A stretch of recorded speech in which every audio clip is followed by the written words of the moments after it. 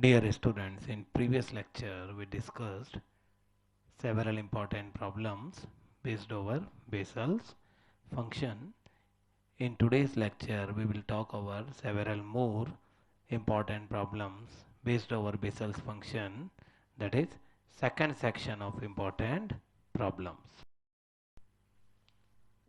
Let's talk over first question, where for positive or negative integer choice for n we have to prove j minus nx is equals to minus 1 power n j n x, or jn minus x also equals to same right hand side minus 1 power n jn x. And these two parts are to be solved for two cases, whether n is positive integer or it is negative integer. So we solve them one by one. Start with part A. J minus nx is in left hand side, and we know about that standard definition of j minus nx. If you don't remember, if you remember j and x, then just substitute or replace n by minus n in j and x. You will write j minus n x. And then we take case 1, that is n as a positive integer for part A, and for that particular situation what will happen, let us see. Especially if r less than n, say n is a positive integer and r less than n. Say if I take n equals to 3 as it is a positive integer, and as r less than n, for example if I take r equals to 2, so minus 3 plus 2 plus 1 means 0 coming inside gamma, and gamma 0 means minus infinite. Then if we take r equals to 1 and equals to 3, then it becomes gamma minus 3 plus 1 means gamma minus 1, that is gamma of negative integers like gamma minus s. If s is positive, then gamma minus is gamma of negative integer, it becomes infinity. So denominator will become infinity in all such cases. That means j minus nx or terms of that will become 0. So that is important to understand. And then it means till r less than n it becomes 0, so it is revised from r equals to n. So r equals to n to infinite. Then we replace r by n plus b, r by n plus b throughout. So right hand side it becomes sigma p equals to 0 to infinite minus 1 power, say r means n plus p gamma, sorry factorial n plus p gamma minus n plus r plus 1 means p plus 1, and x by 2 power minus n plus 2r, with that choice of r becomes n plus 2p. Then minus 1 power n and p are separated, minus 1 power n taken outside from that sigma which is based over p, and then minus 1 power p inside gamma n plus p plus 1 is written for factorial n plus p, and gamma p plus 1 means factorial p, and x by 2 whole power n plus 2p. If you check, it is nothing but definition of j and x. In place of r we are having p here, normally we have r, it hardly matters. So it is definition of j and x, and minus 1 power n is multiplied before that. So that is about part A proved for case 1 when n is a positive integer. Now second case, when we take n as a negative integer, n less than 0, and if it is a negative integer it can easily be considered as n equals to minus m, where m is a positive integer. So what will happen to case 2 using case 1? Because if m is positive and n is minus m, then using that case 1 we have j minus mx is equals to minus 1 power m j m x. Why?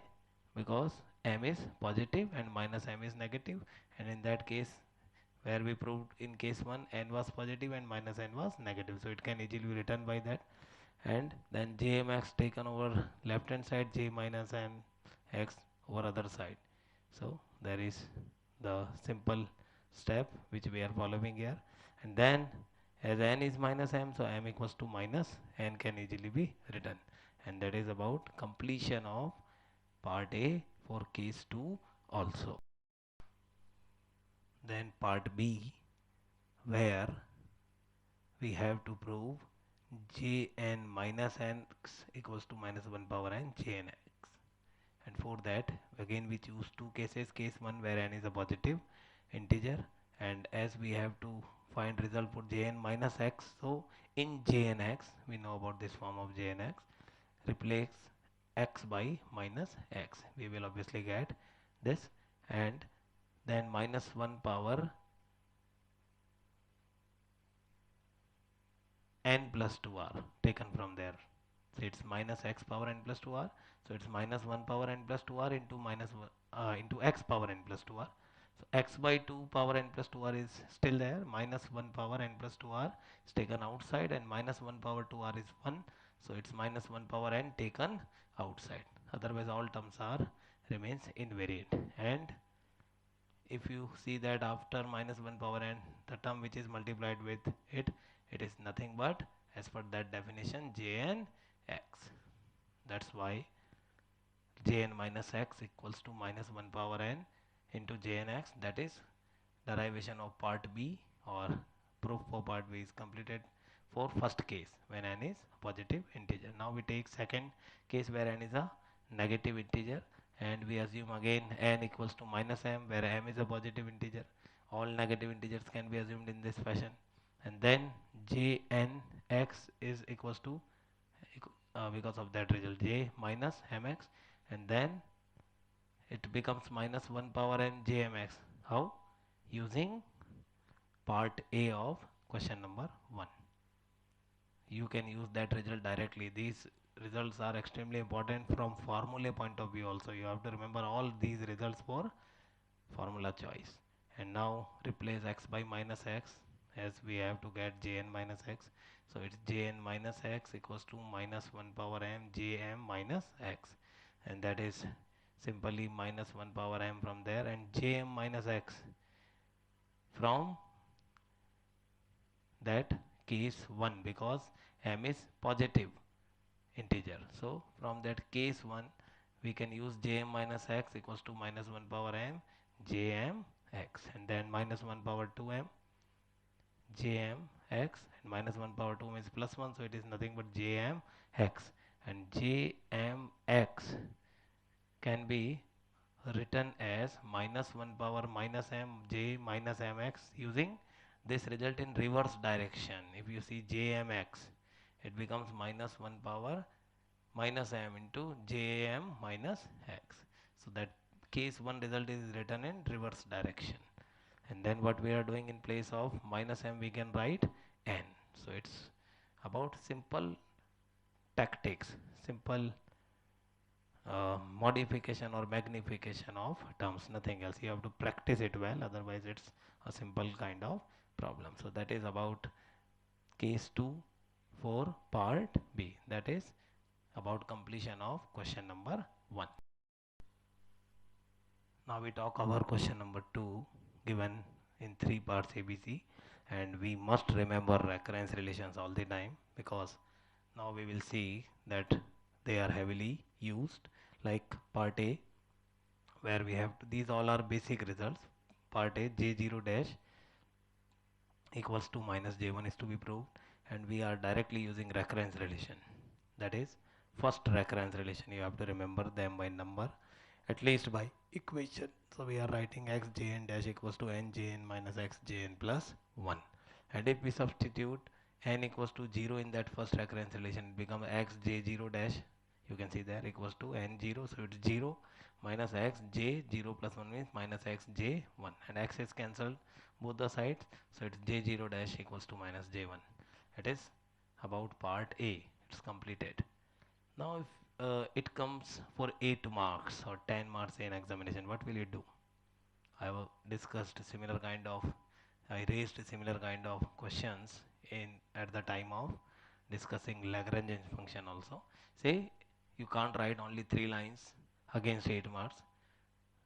That means you have to derive that first recurrence relation for this particular practical part. So derivations are extremely important from theory as well as practical point of view.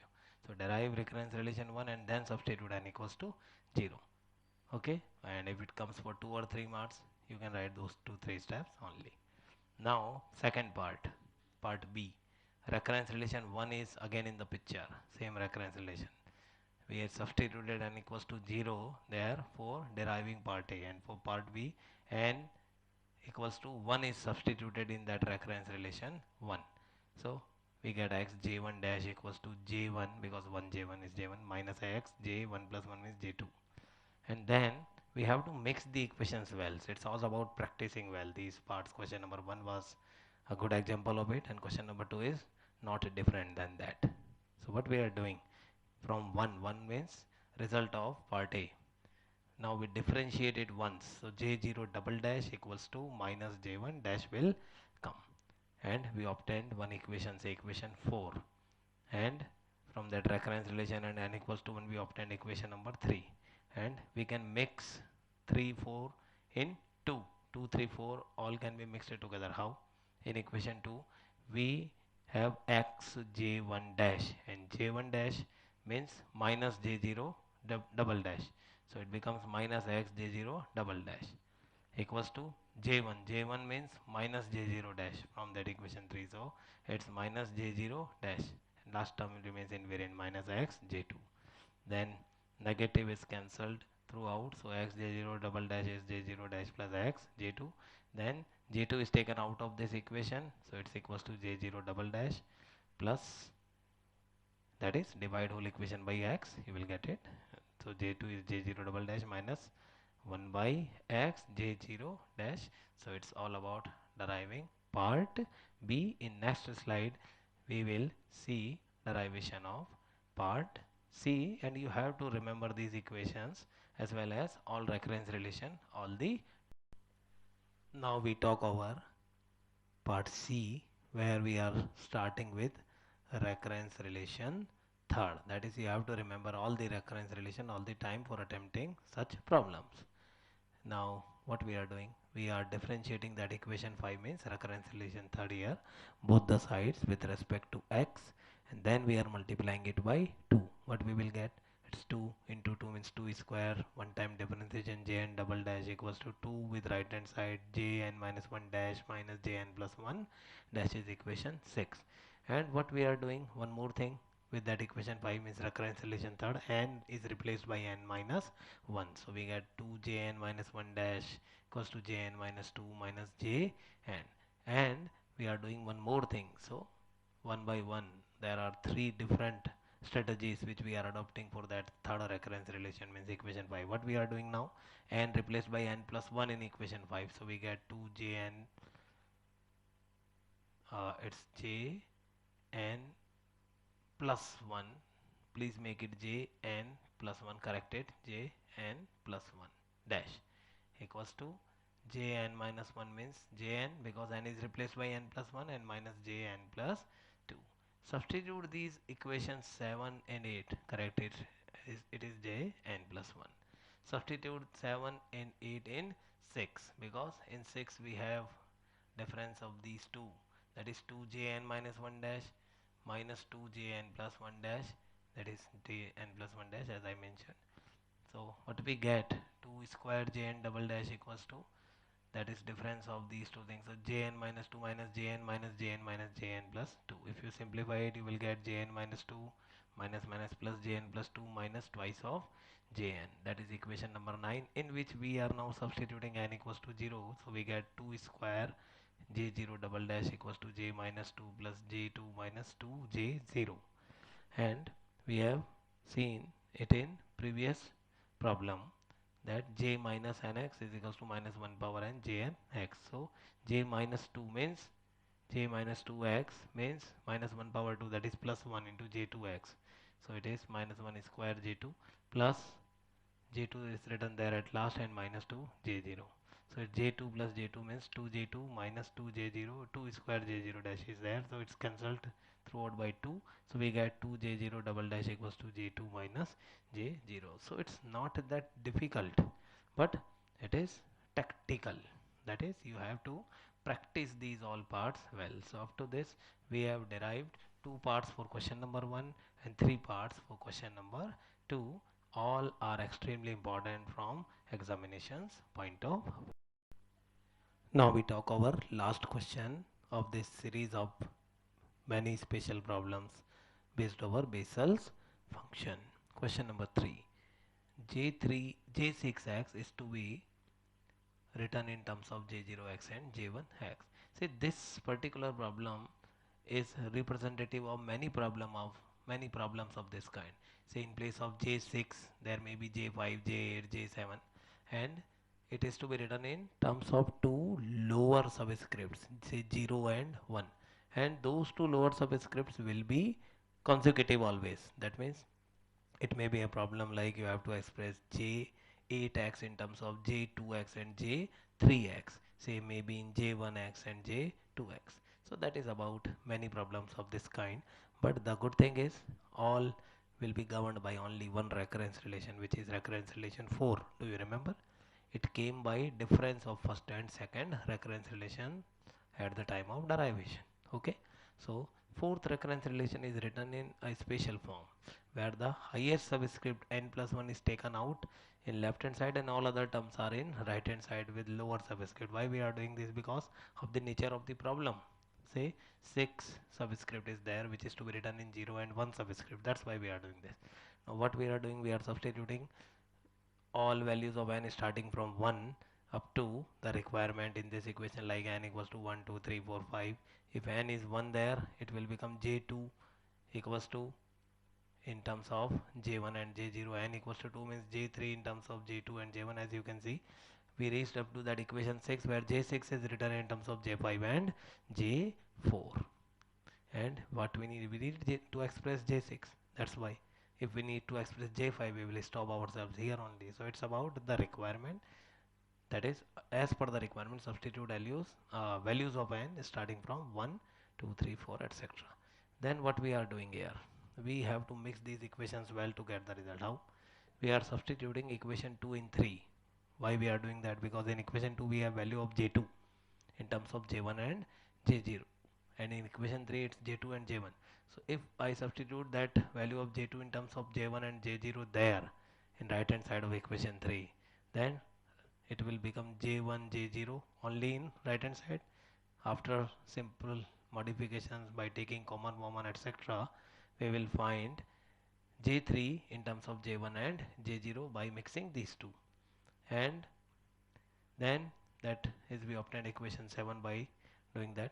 And now we are substituting 7 and 2 in 4. Why? Because in 7 we have, through 7 we have j3, and through equation 2 we have j2, and j2 and j3 are substituted in equation 4 means equation 4 is providing us j4 in terms of j3 and j2. So j3 is to be substituted from there and j2 is to be substituted from equation 2.